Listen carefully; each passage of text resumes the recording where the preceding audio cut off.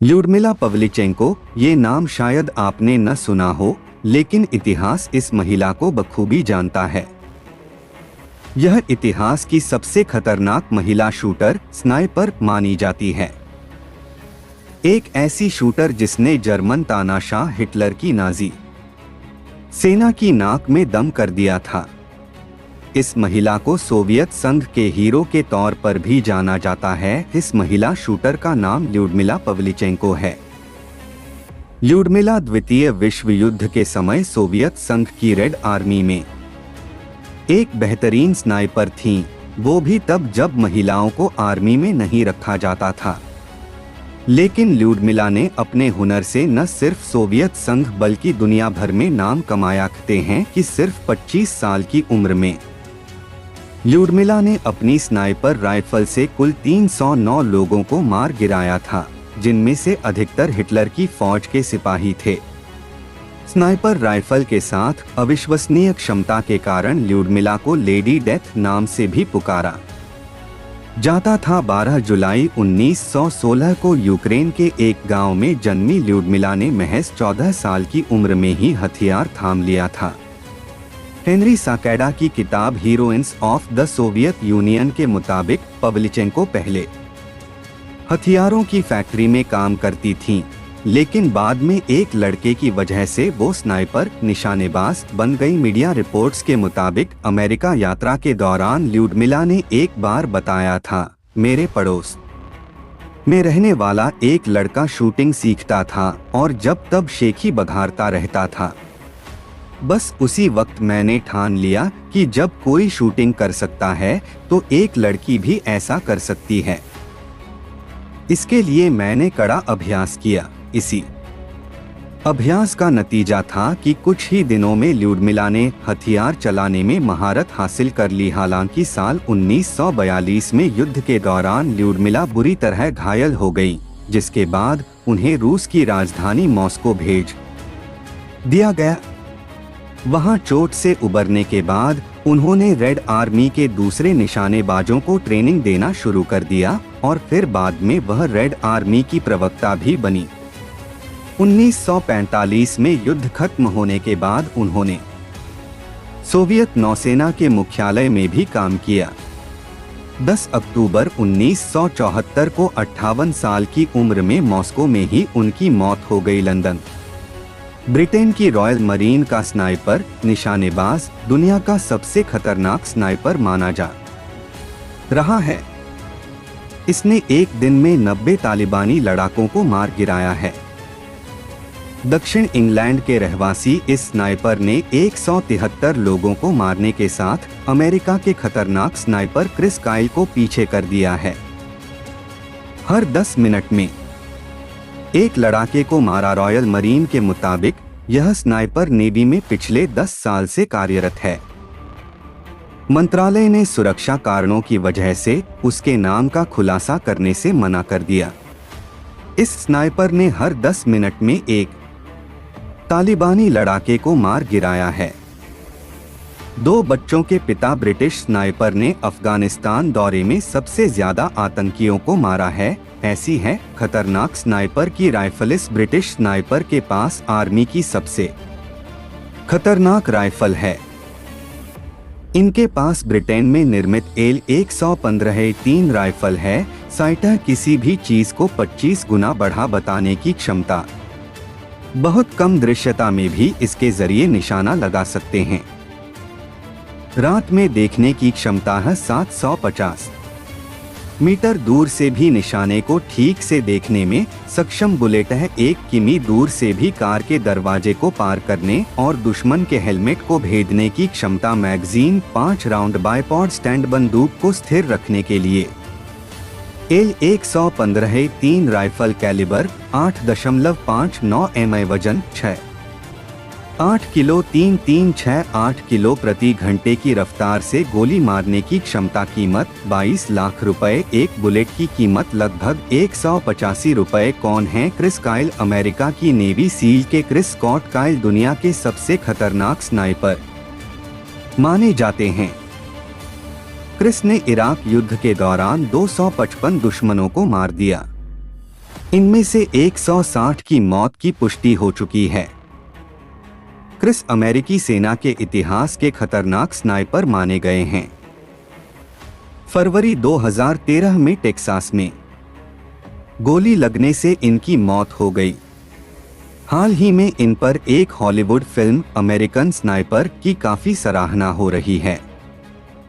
कौन होते हैं स्नाइपर? स्नाइपर एक उच्च स्तरीय प्रशिक्षित सैनिक होता है जिसे युद्ध आदि स्थलों पर लंबी दूरी से भी निशानेबाजी में महारत हासिल होती है।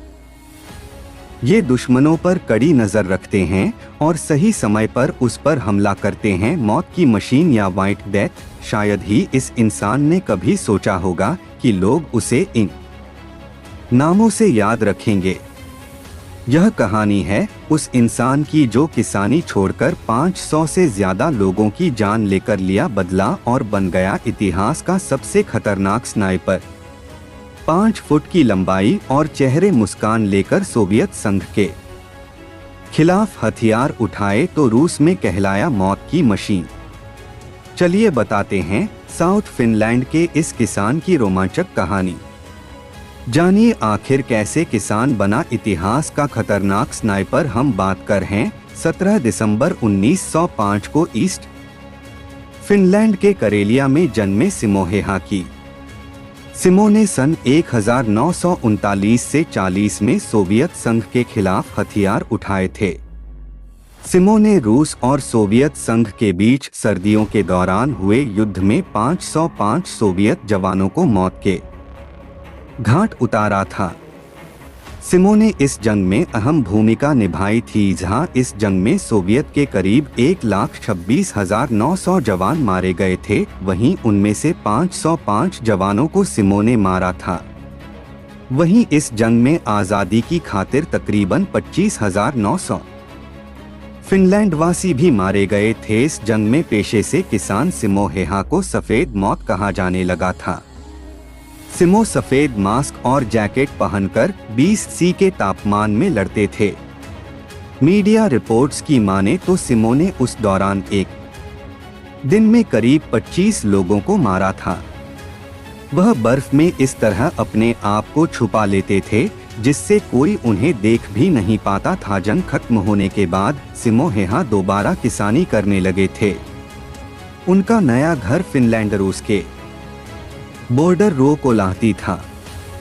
जंग खत्म होने के तकरीबन 15 साल बाद 96 वर्षीय सिमो हेहा का निधन हुआ था, लेकिन आज भी उन्हें एक लीजेंड के रूप में देखा जाता है। AK-47 जैसी दुनिया की सबसे सफल राइफल बनाने वाले रूस ने अब विश्व की सबसे खतरनाक स्नाइपर राइफल का निर्माण किया है।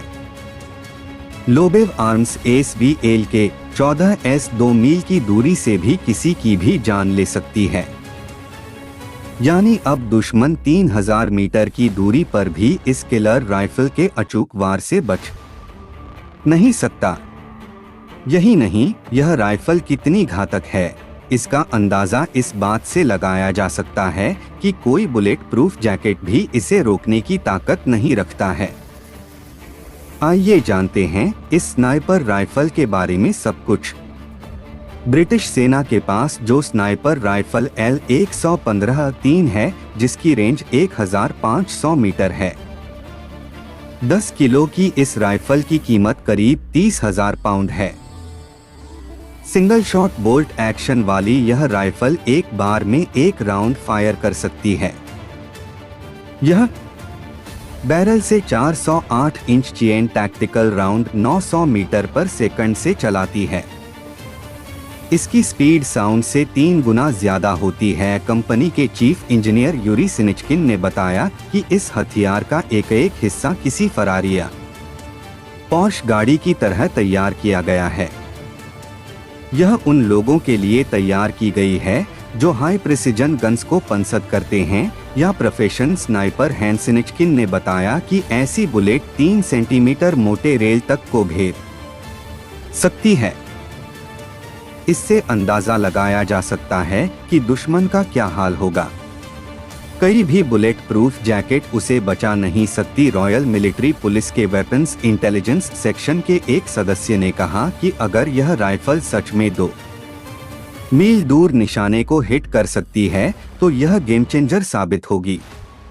एक स्नाइपर को ट्रिगर दबाने से पहले बहुत सोचकर फैसला करना होता है और राइफल को तेज होना चाहिए। वर्ष 2018 के विधानसभा चुनाव में भीलवाड़ा विधानसभा सीट से भाजपा के विट्ठल शंकर अवस्थी 49,578, आसीन सीट से भाजपा के जब्बर सिंह सांखला 154, मांडलगढ़ से भाजपा के गोपाल लाल शर्मा 10,333, जहाजपुर सीट से भाजपा के गोपीचंद मीणा 13,253 और शाहपुरा से भाजपा के कैलाश मेघवाल 74,552 मतों से विजयी रहे। मांडल विधानसभा सीट से कांग्रेस के रामलाल जाट 8,065 और सहाड़ा से कांग्रेस के कैलाश चंद्र त्रिवेदी 7,006 मतों से विजयी रहे। सहाड़ा में हुए उपचुनाव में गायत्री त्रिवेदी 42,099 मतों से विजयी हुई। ये कहानी है इतिहास के सबसे जानलेवा स्नाइपर की। यूरोप के छोटे से देश फिनलैंड का एक सैनिक, जिसने मात्र 100 दिन में आधी बटालियन बराबर सैनिकों को अपना निशाना बना लिया था। और ये गिनती तब है जब उसके हाथों मशीन गन से मारे गए दुश्मनों को इसमें जोड़ा नहीं गया।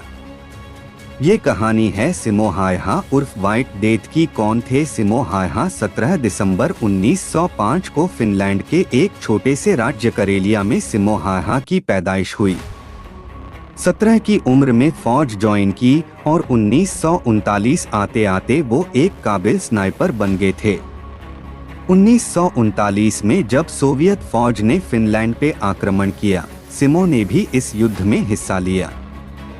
ये युद्ध कुल 109 दिन चला और सिमो खुद 98 दिन तक बैटलफील्ड पर रहे। हालांकि इन 98 दिनों में उन्होंने सोवियत फौज में ऐसी दहशत फैला दी थी कि सोवियत सैनिक उन्हें व्हाइट डेथ के नाम से बुलाते थे। युद्ध के दौरान एक दिन तो ऐसा गुजरा जब उन्होंने अकेले 25 सोवियत सैनिकों को अपना निशाना बनाया। इस कारनामे से सोवियत फौज में ऐसी दहशत फैली कि उन्हें ढूंढने के बजाय सोवियत फौज ने उनकी पोजीशन पर मोर्टार की शेलिंग शुरू कर दी। एक दो मौके ऐसे आए जब मोर्टार के टुकड़े उनके करीब से गुजरे, लेकिन सिमो को कोई खास नुकसान नहीं हुआ। बर्फ में एक जगह लेटे हुए वो कई दिनों तक उसी पोजीशन में रहते थे ताकि दुश्मन को उनका पता न लगे। उनका नाम व्हाइट डेथ इसलिए पड़ा क्योंकि सफेद बर्फ की चादर में उन्हें ढूंढना मुश्किल था। सफेद कपड़े पहनने के अलावा उन्होंने अपनी बंदूक भी सफेद रंग से पेंट करवा ली थी। सिमो का तरीका नायाब था। उस दौर में स्नाइपर अपनी राइफल के आगे स्कोप लगाकर रखते थे, जैसा आपने अगर पबजी या कोई भी लड़ाई का वीडियो गेम खेला हो तो देखा होगा। स्कोप की मदद से निशाना बड़ा और साफ दिखाई देता है। लेकिन सिमो अपनी राइफल में स्कोप का इस्तेमाल नहीं करते थे, क्योंकि स्कोप के लेंस पर रोशनी की चमक पड़ती है, जिससे दुश्मन को आपकी पोजीशन का पता चल सकता है। इसके अलावा स्कोप के लेंस में धुंध जम जाती है, जिसे बार बार साफ करना पड़ता है। उनके बरक्स सोवियत स्नाइपर स्कोप का इस्तेमाल करते और इसे वजह से सिमो का निशाना बन जाते। ठंडे मौसम में सिमो कई दिनों तक एक ही जगह पर बैठे रहते और ठंड से बचने के लिए कई तहों में कपड़े पहने रखते थे। अपनी जेब में वो चीनी और ब्रेड के कुछ टुकड़े रखते थे ताकि समय समय पर उन्हें खाते रहने से उनका शरीर गर्म रह सके। सिमो का नियम था कि सुबह होने से पहले ही वो एक ठीक जगह चुनकर उसे अपना अड्डा बना लेते और सूरज ढलने तक वहां से नहीं हिलते। सिमो का अनुशासन इतना तगड़ा था कि लड़ाई के दौरान वो अपने मुंह में बर्फ डाल लेते थे ताकि उनके मुंह से भाप ना निकले। भाप से उनकी पोजीशन का पता चल सकता था। अपने आगे रखी बर्फ पर भी वो पानी डाल देते थे ताकि गोली चलाने के बाद बंदूक को लगने वाले झटके से बर्फ उड़े नहीं। व्हाइट स्नाइपर सिमो हायहा की जिंदगी पर द व्हाइट स्नाइपर नाम से किताब लिखने वाले तापियो सारेलानेन एक आर्टिकल में लिखते हैं, स्नाइपर्स को लेकर ये मिथक रहता है कि वे पेड़ों या ऊंची जगहों पर चढ़कर निशाना लगाते हैं।